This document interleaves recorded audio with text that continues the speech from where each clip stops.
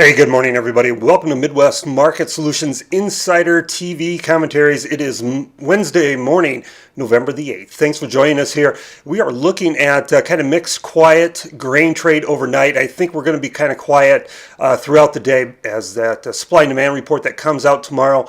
Going to keep a lid on any real movements here. No private export sale announcements today. We've gone a long time without many soybean sales. Nothing this week, nothing last week. We had a couple sales of corn earlier this week, one on Monday, one on Tuesday, 130,000 metric tons to an unknown destination each day.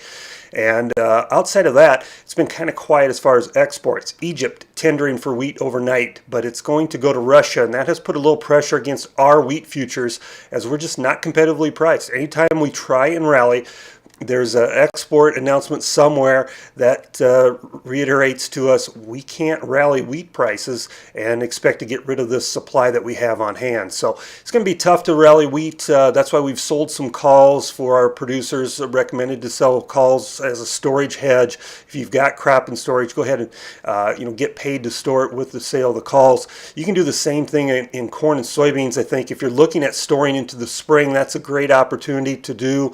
I would wait till after this report coming out tomorrow before doing that. However, in fact, we're going to have more marketing strategies as I do. Not only the Minneapolis Grain Exchange hotline, after the crop report comes out, this will be a conference call at 11:45, but we'll also have our webinar on Thursday night. So a lot of things going on here. I'm going to do RFD TV this morning at 9:15. That's a little bit different as I was out of the office yesterday. So a little different time, different day. And then I'll do the commodity wrap program tonight and then come back on Thursday night with our monthly webinar. So it should be a very active, very busy time frame. As we look at the live cattle markets here, we did have some cash trade yesterday, 124, which is down a little bit from last week. Not a lot of trade, but about 5,000 head traded in Kansas and Texas.